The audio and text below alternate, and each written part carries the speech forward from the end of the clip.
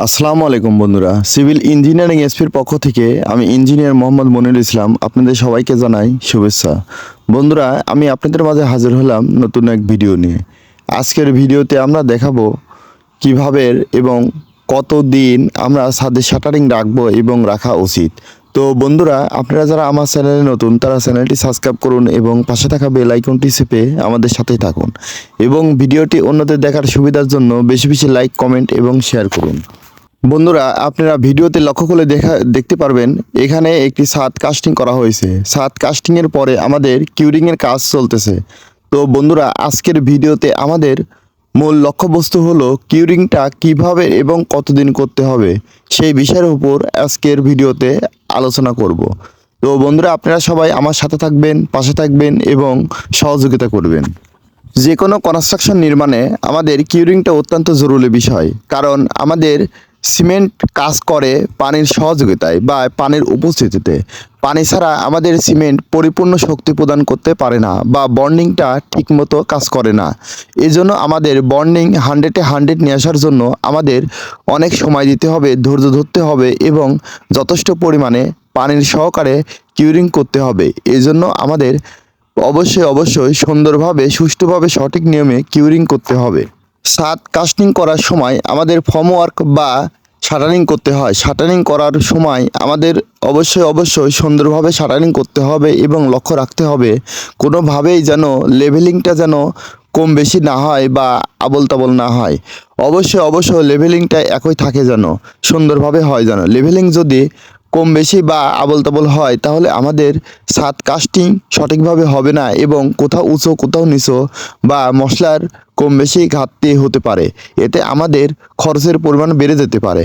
এই জন্য আমাদের সকল দিক বিবেচনা করে ছাদ কাস্টিং করতে হবে। প্রথমত আমাদের ছাদ কাস্টিং হওয়ার পরে তারপরে আমাদের 6 থেকে 24 ঘন্টার পরে কিউরিং করতে হবে। কিউরিং করার সময় আমাদের অবশ্যই ছাদের 4 সাইডে বাদ দিয়ে আমাদের পানি দিতে হবে। পানি দিয়ে সব সময়, অর্থাৎ আমাদের নির্দিষ্ট টাইম পর্যন্ত আমাদের পানির বাদাই করে রাখতে হবে বা বেঁধে রাখতে হবে। এজন্য আমাদের নির্দিষ্ট টাইমটা হলো কোনো ইঞ্জিনিয়ার বা অনেক মিস্ত্রিরাই বলে 21 দিন, 28 দিন অবশ্যই রাখতে হবে।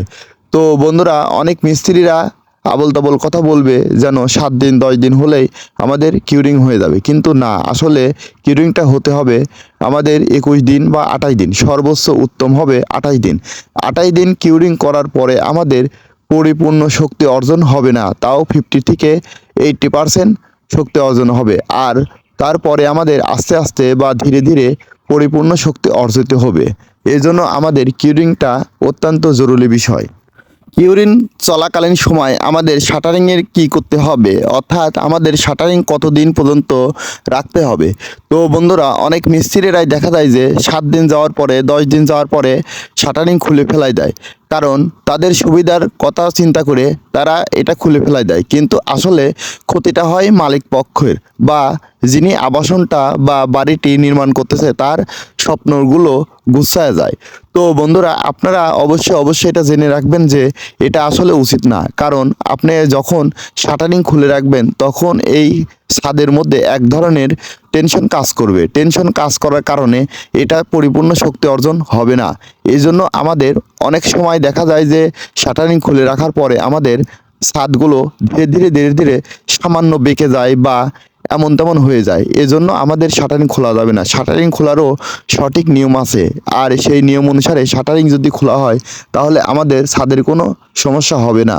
শাটারিং খোলার সহজ নিয়ম বা সঠিক নিয়ম হলো 21 দিন পর্যন্ত শাটারিং রাখতে হবে। শাটারিং 21 দিনের পূর্বে কোনোভাবেই খোলা যাবে না। 21 দিন যাওয়ার পরে তারপরে আমাদের ধীরে ধীরে শাটারিং খুলতে হবে। তাহলে বন্ধুরা, আমরা আজকের ভিডিওতে শিখলাম আমাদের কিউরিংটা 28 দিনই করতে হবে এবং শাটারিংটা কোনোভাবেই 21 দিনের পূর্বে খোলা যাবে না।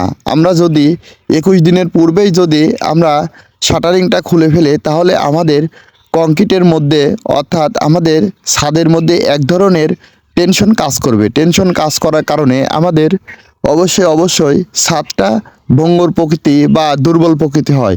আমরা যদি মিস্ত্রিদের সাথে কথা বলি তাহলে মিস্ত্রিরাও বলবে কোনো সমস্যা হবে না, আগেই খোলা যাবে। কিন্তু আপনারা একটি জিনিস লক্ষ্য করবেন, এই সমস্যাটা শুধুমাত্র মালিক পক্ষের, এখানে কোনো মিস্ত্রি বা ইঞ্জিনিয়ার কোনো সমস্যা না।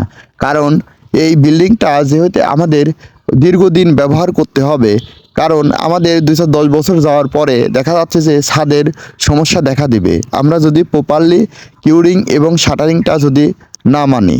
তো বন্ধুরা, এজন্য আমাদের কারোর কথা শোনা যাবে না, আমাদের কিউরিংটা 28 দিনই করতে হবে এবং শাটারিংটা অবশ্যই 21 দিনের পূর্বে খোলা যাবে না। তো বন্ধুরা, আপনারা যারা আমার চ্যানেলে নতুন তারা চ্যানেলটি সাবস্ক্রাইব করুন এবং পাশে থাকা বেল আইকনটি চেপে আমাদের সাথে থাকুন এবং ভিডিওটি অন্যদের দেখার সুবিধার জন্য বেশি বেশি লাইক, কমেন্ট এবং শেয়ার করুন। বন্ধুরা, আপনারা আমার পাশে থাকবেন, সহযোগিতা করবেন এবং আমাকে উৎসাহিত করবেন। ভালো থাকবেন, সুস্থ থাকবেন, নিরাপদে থাকবেন। আবার দেখা হবে নতুন কোনো ভিডিও নিয়ে। আসসালামু আলাইকুম।